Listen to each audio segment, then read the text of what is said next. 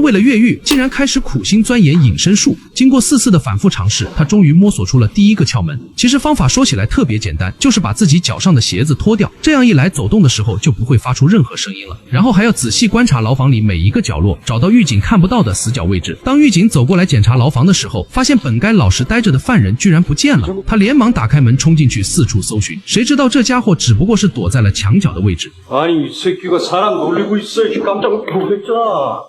한 번만 더 그래봐. 오늘 굶어. 面对狱警的严厉警告，这个男人却显得满不在乎，转过头又开始琢磨起牢房的墙壁来。他利用木板之间的缝隙，竟然光凭双手就攀爬到了墙面上，一直爬到能够抓住上方铁窗的位置。狱警又一次过来检查的时候，发现这个犯人又玩起了人间蒸发的把戏。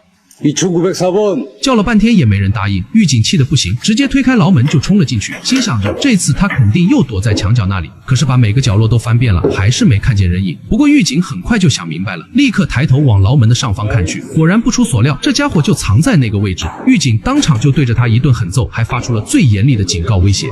한 번만 더 그러면 일단 죽여버린다.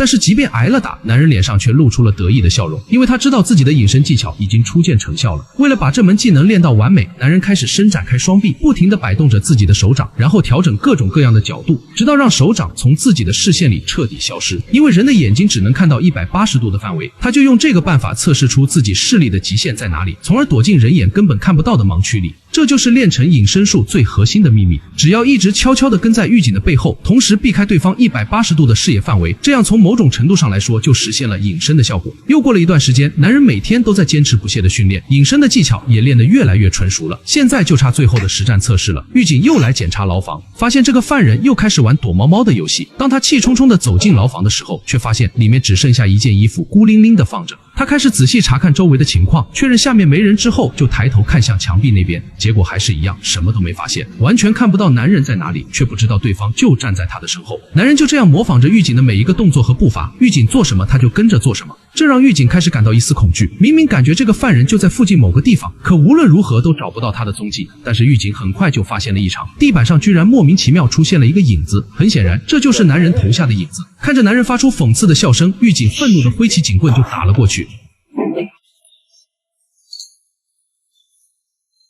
좀 더 연습해야 되겠네. 그림자도 신경 쓰고 사람의 심리까지. 미친 새끼.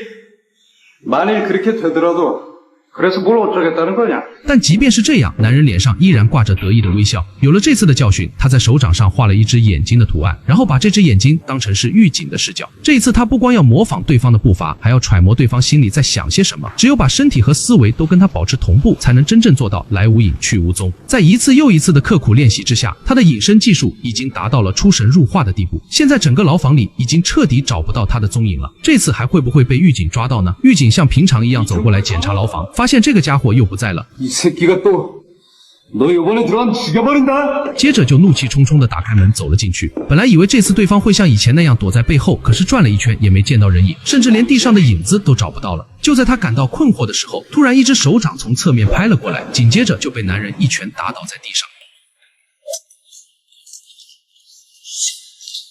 이 새끼 이제 사람 마음대로 가지고 놀아.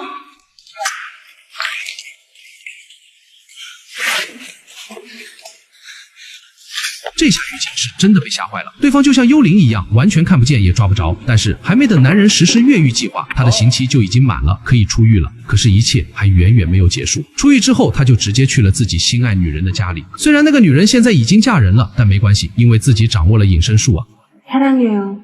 富豪听到这句话，还以为是妻子回心转意了，马上就激动地抱了上去。殊不知，这句话他是对那个男人说的。就这样，三个人展开了一场前所未有的三角关系。从那天开始，女人变得越来越开心，总是不时地盯着丈夫身后的方向笑。一开始，丈夫还以为妻子是对自己又有感觉了，但时间久了，也觉得有些不太对劲。可不管他怎么转头去看，阿伟都像幽灵一样，始终潜伏在他的背后，一边享用着他做的饭菜，一边和他妻子有说有笑。不得不说，阿伟的这个报复方式真是绝了。相信以后他也不会主动现身了。毕竟对于他们来说，三个人在一起的美好生活比两个人的世界更加精彩有趣。